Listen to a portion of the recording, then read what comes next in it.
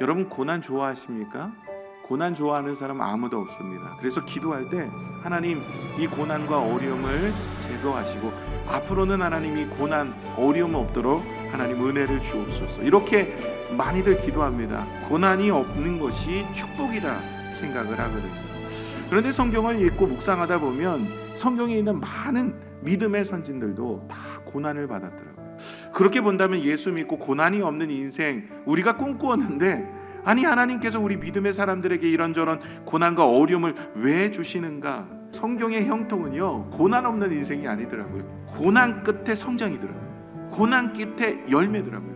고난 끝에 하늘의 영광이에요. 고난 끝에 하나님의 기쁨이 되는 줄로 믿습니다. 이처럼요, 믿음의 사람들이 당하는 고난은 반드시 그 결과가 은혜인데, 어떤 사람으로 우리를 만들어 가셔서 하늘의 영광을 위해 쓰임받게 하시느냐? 첫 번째가 기도의 사람입니다. 고난은 우리를 자극하여 기도하게 만듭니다. 여러분 기도하고 계시나요? 의외로 그리스도인들이 기도를 많이 안 해요. 그래서 하나님은 기도하라고 뭐를 주신다고요? 고난을 주세요. 그래서 기도의 사람이 돼서 세상을 능히 이기고 남을 수 있는 힘을 받고 시험에 들지 않을 수 있도록 기도하라고 하나님께서는 때로는 고난과 어려움을 주시는 거예요. 기도하게 하시는 겁니다. 하나님만 바라보게 하는 거죠.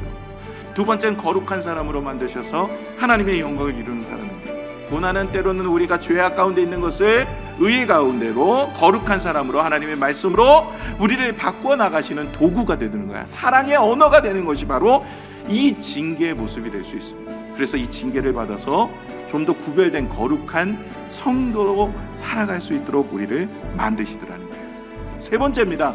위대한 사람으로 만드십니다. 하나님은 고난을 통하여서 우리를 위대한 사람, 하나님 앞에 그리하여 영광을 돌리는 사람으로 만드시는데, 우리가 여러 가지 시험을 당하고 고난을 당하고 어려움을 당하면 잘 인내하고 나면 소망을 이루게 하시고, 그 소망이 뭐예요? 하나님의 뜻입니다.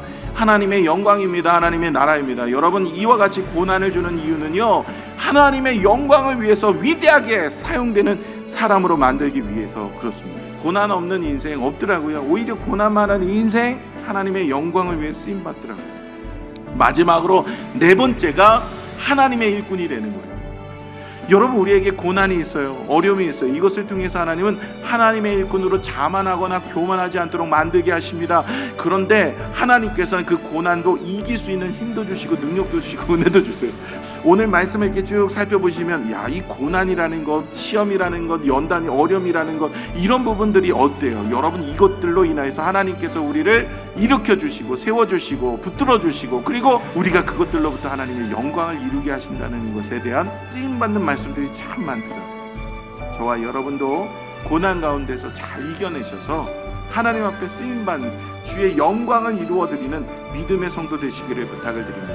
지금 당하는 고난, 어려움들, 오늘 말씀을 묵상하면서 나는 어떤 하나님의 뜻이 있는가, 이 고난을 통해서 내가 얻을 것이 무엇인가, 나는 어떤 믿음의 순종으로 살아야 될 것인가 하면서 여러분 생각하면서 지내는 한 주간 되시기를 부탁을 드립니다.